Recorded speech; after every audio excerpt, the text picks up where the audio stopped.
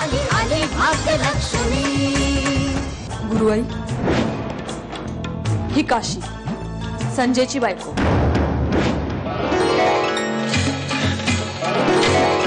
काय झालं? गुरुआई, गुरुआई, होय काशी, तू जा इथून। अरे सदाशिव, तू इथे काय करतोयस? माफ करा मालक, माझ्या हातून फार मोठी चूक झाली। धर्मा, कोण आहे हा माणूस?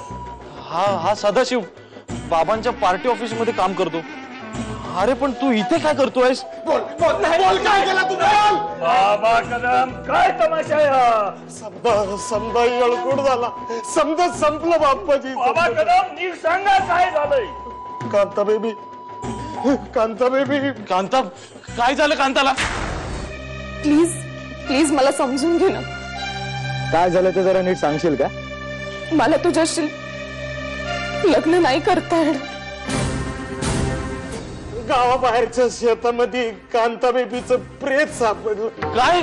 बाबा कदम, सांगा, खोट नाही बाप्पाजी, हे समजा खरंय।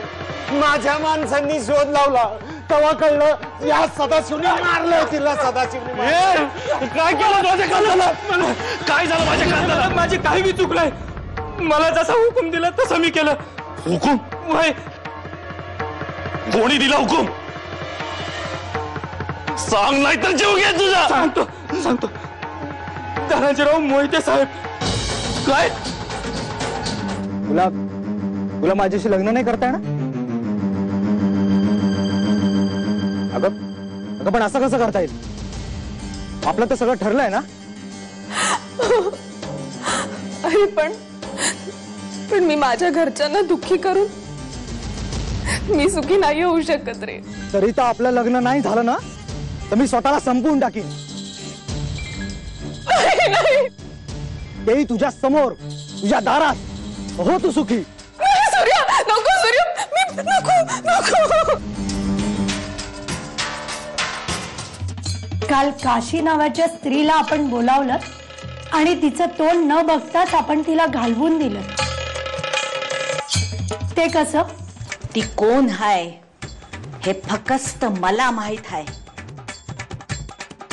त्यासने मी सांगितलं नाही, कारण परिचिती ही ज्याची त्यालाच घ्यावी लागते। ती हाय आदि शक्तीचं, आदि मातेचं एक रूप। तीच हाय भाग्यलक्ष्मी।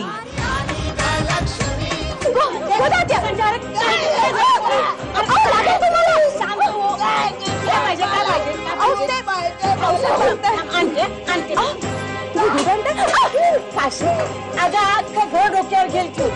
इतक्या दिवसांची सवय लावली ना तिला, नाही ऐकणार ती। मी आणते दूध यांच्याकरता।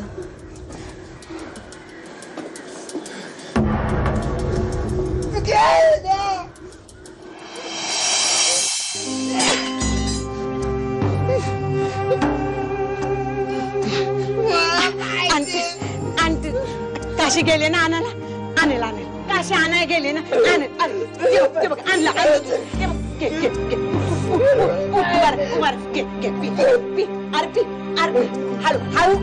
हळू अरे ठसका लागल पोरा। अरे असं काय करतोस?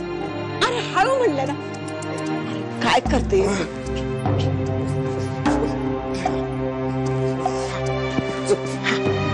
काय झालं?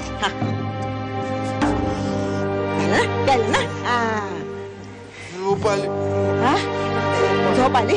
ये झोप ये झोप बस झोप इथे झोप। काय ग? झोप।